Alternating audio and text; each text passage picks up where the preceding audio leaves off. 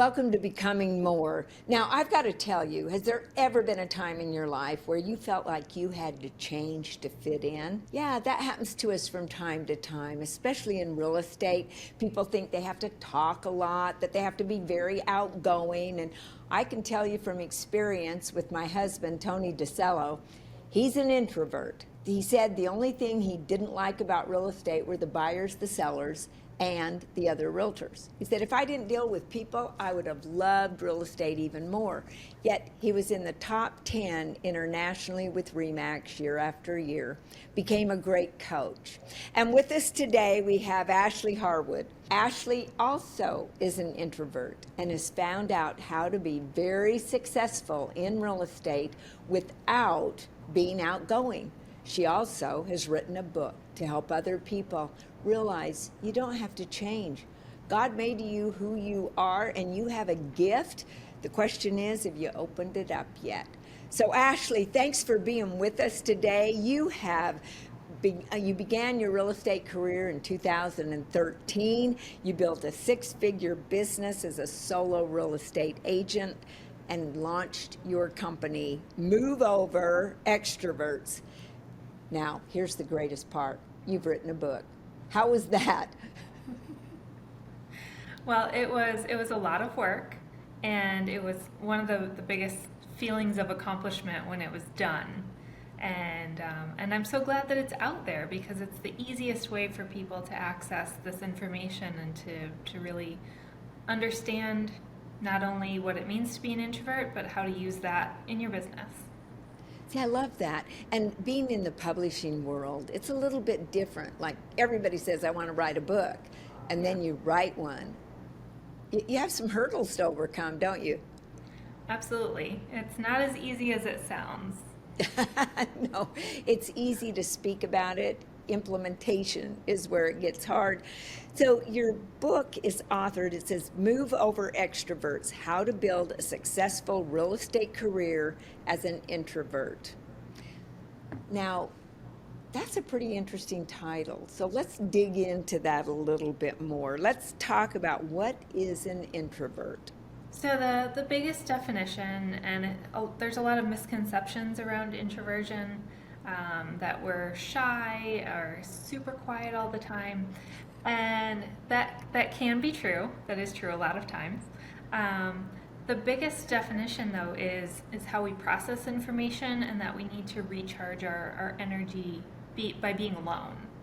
And in real estate, that can be really challenging. It has to be very, very intentional, that alone time, because it won't just happen naturally.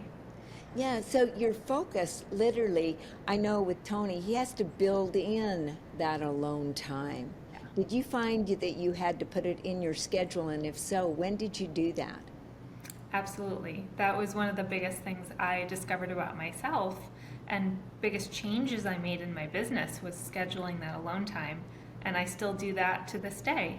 I have this amazing opportunity to speak with you today, and then in a few hours I'm heading to a networking event tonight.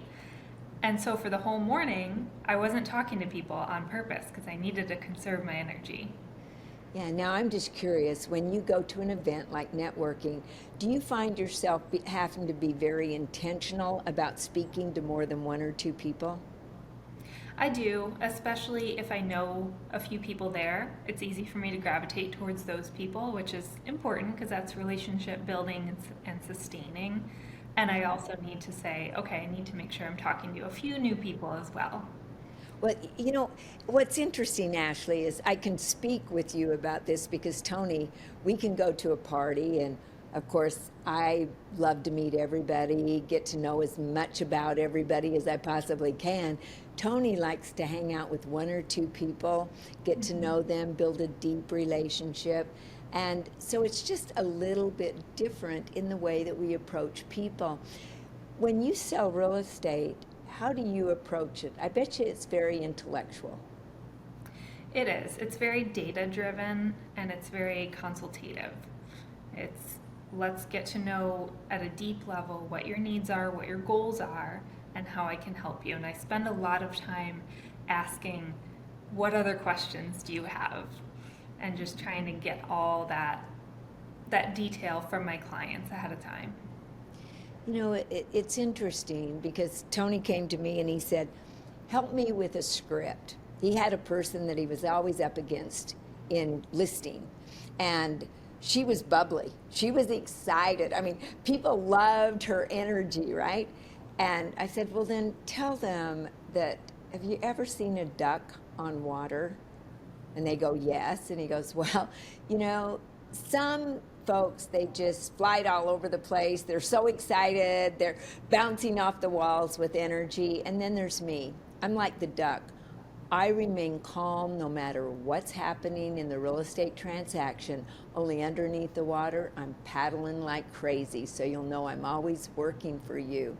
Now with you, it sounds like the same approach, that you're constantly working behind the scenes, yet you're not flamboyant talking about yourself all the time, correct? Exactly. Yeah. And in a lot of cases, the clients prefer, at least the clients that are attracted to me and my style, they prefer working with a more calm outward energy because it helps them remain calm during this stressful time. Well, and your people, your friends, when they were asked, we asked them, what do you think about Ashley? I mean, how would you describe her? And they said, calm, steady, persistent, stable, calculated. I mean, that screams intelligence to me. And so, with all this intellectual ability that you have, do you have a list of questions that you ask the people when you meet with them?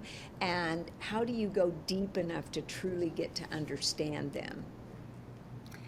I do. It's a lot of what I've learned in my training over the years, training that you've developed and that I've just been a part of through the real estate world. It's starting with the basics. Why are we here today? What's the goal? And when we achieve that goal, what will that do for you? And how will you feel after? And what happens if we don't achieve that goal? Will that be okay? For a seller, it's do you need to move or do you want to move? What's causing that? See, I love these types of questions because it's the questions that actually gives us great answers. You have this book that's helping a lot of people realize they don't have to change. Use the gifts you've got. And you're going to be having a virtual book club, so tell us about that. Yeah, so that's a very exciting thing that I decided to do. It's free and it's on Zoom. I made the chapters of my book very, very short. And so there are over 50 chapters in the book. And so naturally it made sense to do a weekly book club and go through each chapter throughout the course of a year. And it's just it's a very nice, easy half-hour conversation that we can have. And people who are reading the book can ask questions. It's directly with me. So it's kind of a neat opportunity to talk to the author.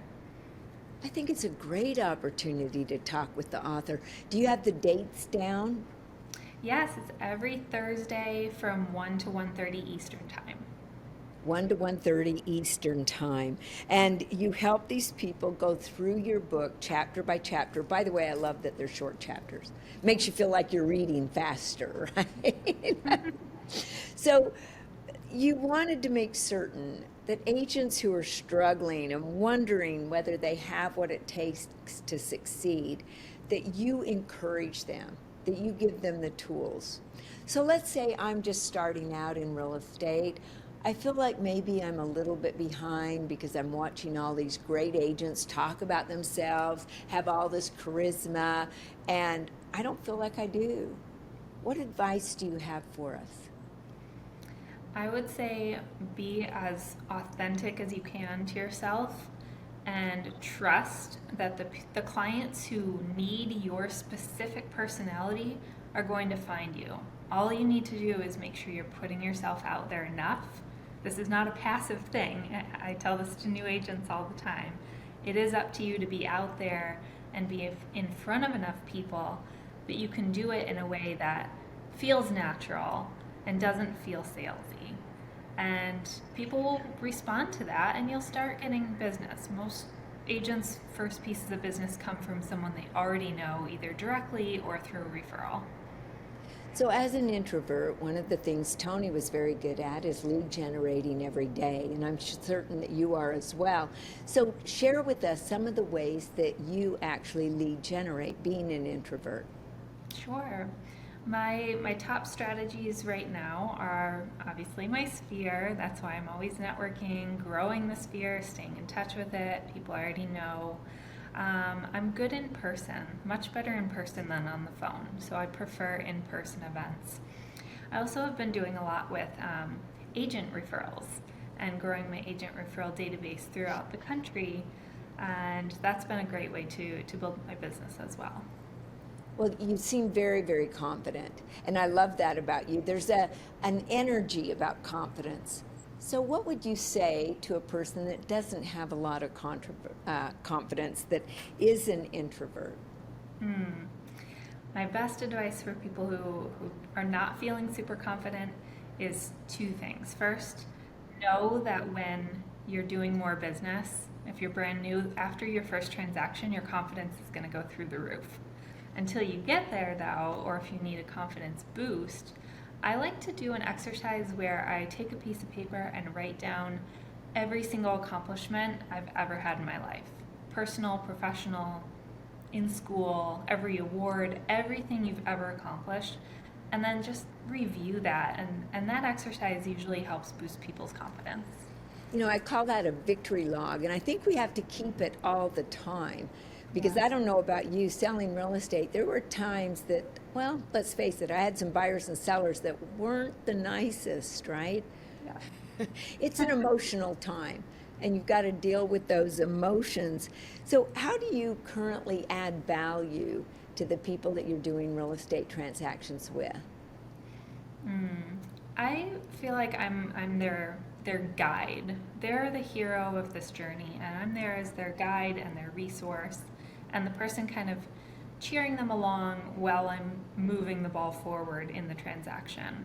So, for a lot of people, it can look different ways. Today, in fact, I just pulled a list of different buildings that a buyer wants to be in, and I'm going to send a round of golden letters because I'm going to try to find them something off market. So it's a little bit of creative thinking outside the box. Well, that creative thinking is what it's about. Do you have thinking time in your schedule, or how do you go about being creative? I do. I pair up my thinking time with my exercise and my walks. Oh, I good. feel like I'm the most creative when I'm in a different environment and doing something outdoors or walking on the treadmill or something like that. So, when you meet people, like at your networking, do you actually have specific groups, or are there certain things that you do specifically to meet folks? I do have groups. I love being involved in the Chamber of Commerce, and I like different networking groups, young professionals groups, even other agent groups. I've been getting involved in my local board of realtors, and that's been helpful for agent referrals. So, what are some of the things you get involved in? You say the board of realtors. What do you do specifically? I attend events and I sit on a few of the committees, so I'm helping to plan some of the events as well.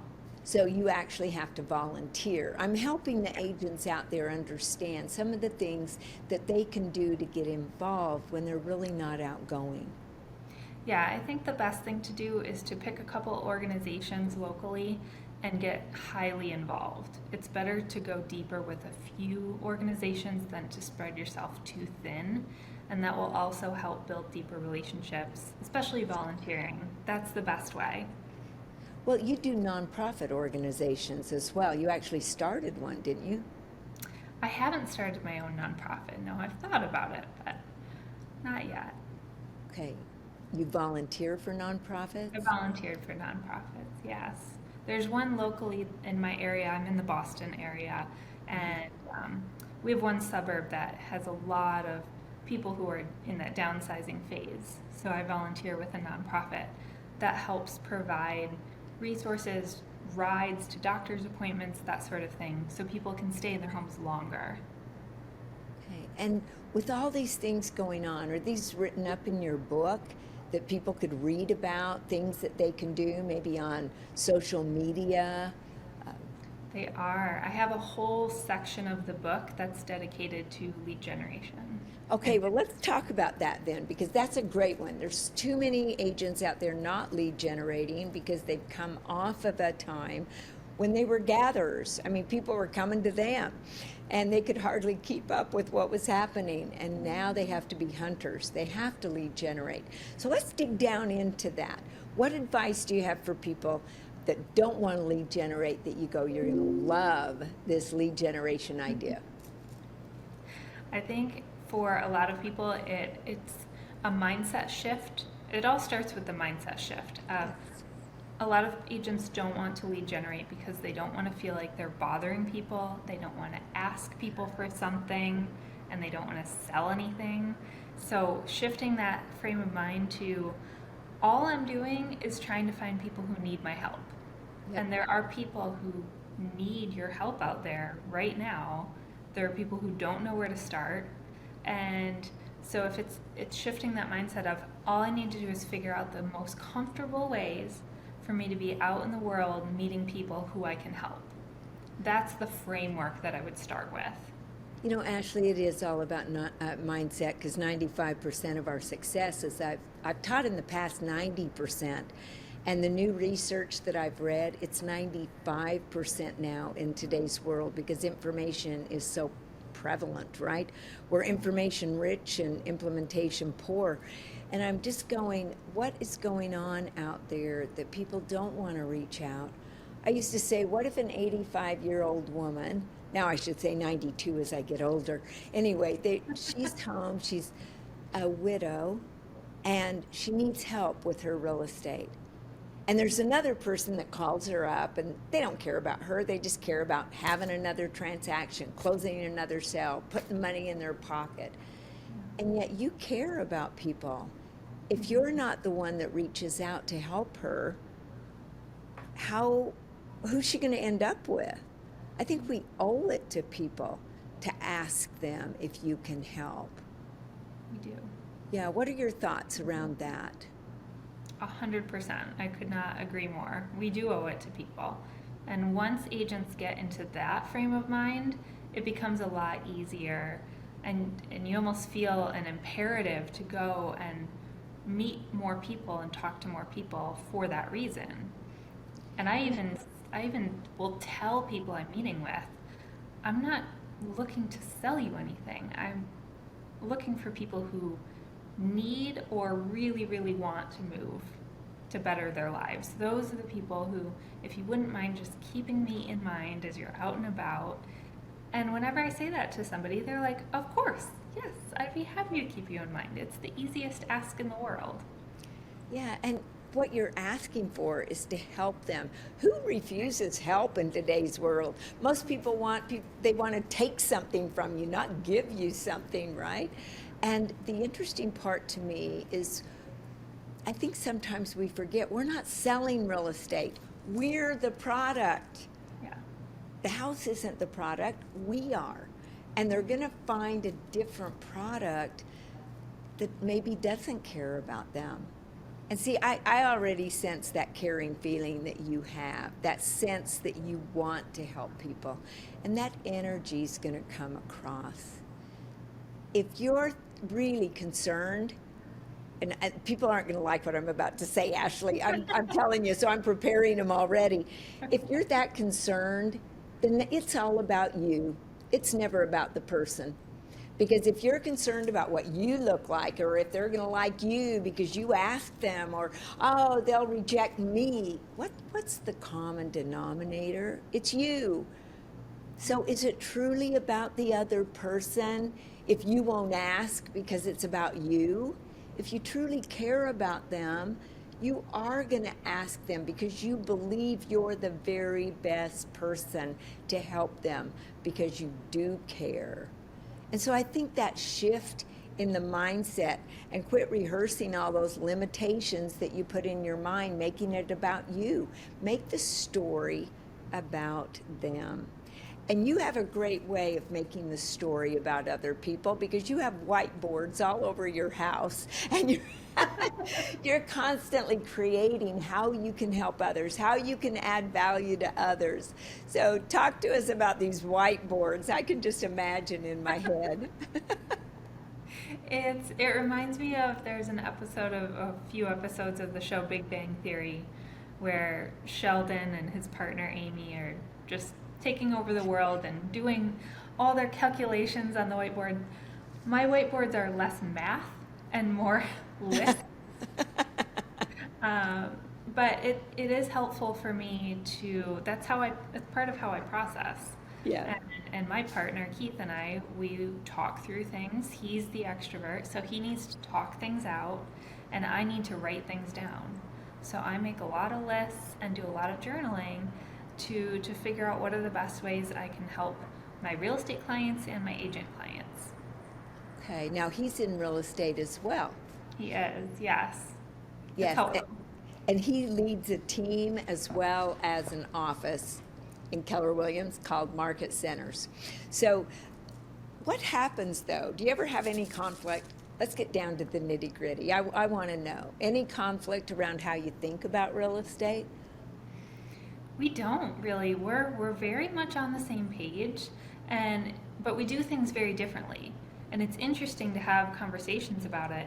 He also wrote his book this past year, and even our journeys to publishing were completely different. He self-published, I used a hybrid publisher, and so it's kind of, we're siloed, but we bounce ideas off of each other and give each other advice, and it's really interesting because you would think that there would be conflict, but there's not much.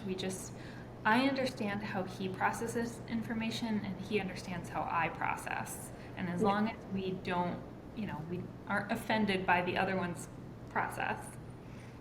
That's the key. Tony was so fun.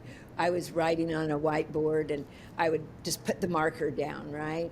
And of course he would line all the markers up and I'd pick it up and pretty soon I'd even throw it down without the cap on it, and unconsciously he's looking and he'd put the cap on and line them all up, right? And I think it's fun to see the difference between everyone, even if you're an extrovert or an introvert. If you're alike, you're still different. We're all unique. So how does somebody know if they're an introvert or an extrovert? Mm-hmm. Think about when you're with a lot of people, how do you feel afterwards? Do you feel energized and ready to go and let's continue hanging out with more people, or let's go to the after party? Or do you feel your energy drain and you want to just be alone for a little while? That's the simplest test to see if you're an introvert or not. It's a great one. And I know in your parting words, first of all, be certain to pick up the book, because even if you're not an introvert, it's going to help you get along with other people. And so, Ashley, do you have a copy of that book that you can show us since it just came out, or is it so new you don't have a copy yet?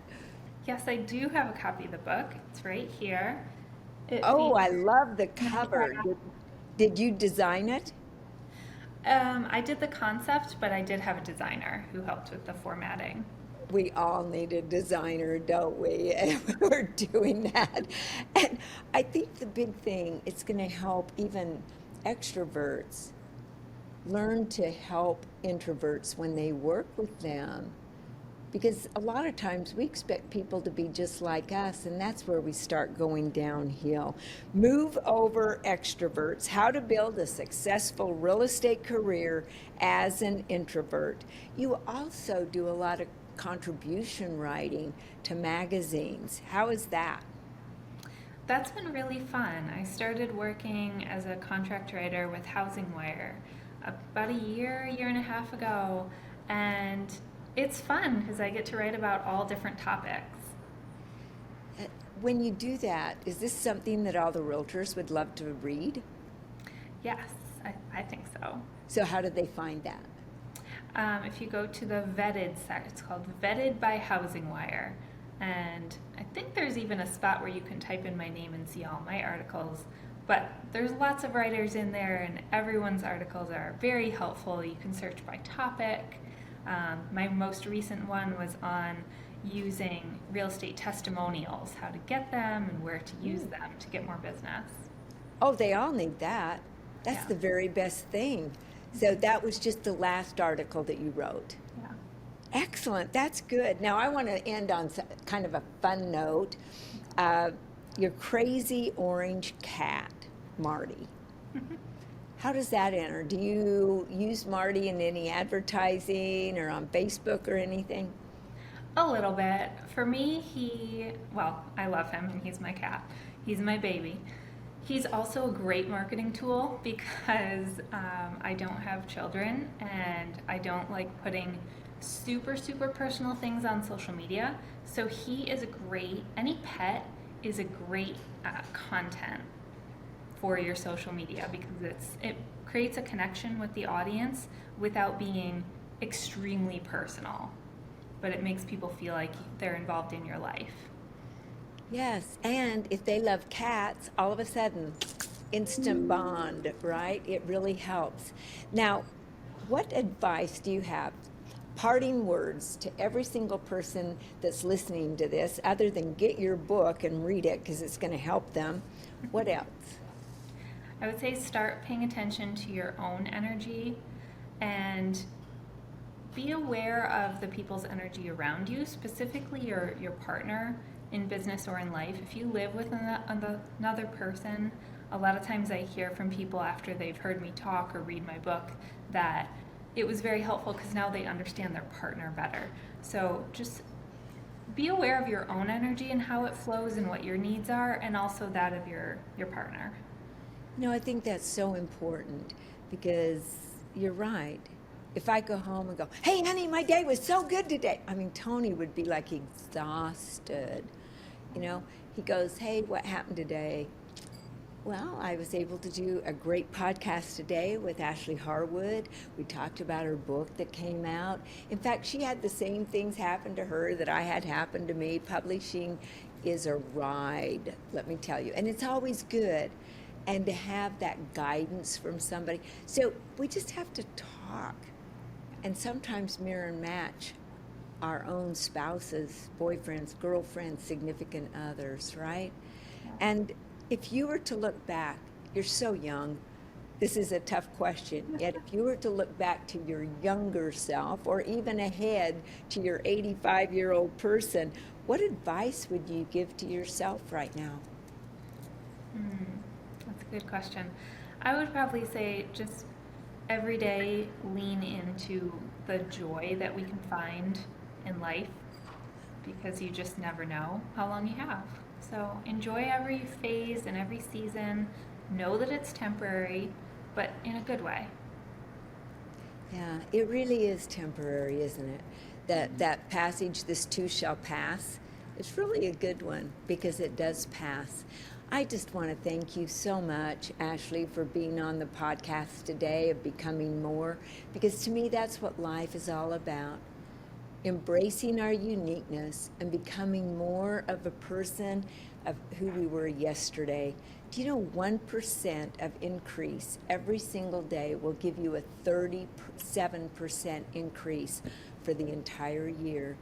So, Ashley, you've helped us. And the thing I love the most about you is the fact that you've told people, be who they are, be confident in who they are. And it doesn't matter who you are. When you do the right things, success will find you.